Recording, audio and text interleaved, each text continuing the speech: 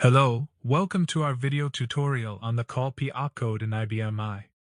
In this session, we'll explore how CALLP allows us to call prototype procedures or programs within RPGLE, enhancing modularity and code reusability.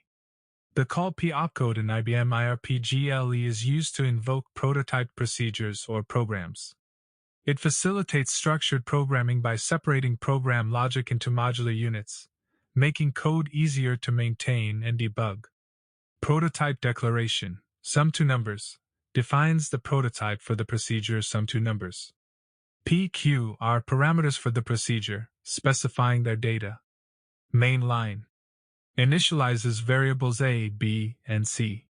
Uses CALLP Opcode to call sum2numbers with parameters a, b, and c. Displays the values of a, b, and the sum and c using display opcodes. Procedure.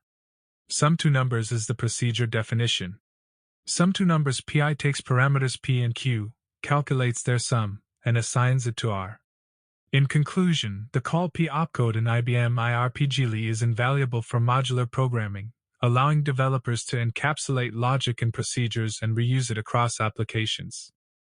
It promotes cleaner code, easier debugging, and enhances overall program structure. Thank you for watching our video tutorial on the CALLP Opcode in IBM I RPGLE by Programmers.io. We hope you found it informative and useful for your programming tasks. If you have any questions or would like to explore more RPGLE topics, please leave a comment below.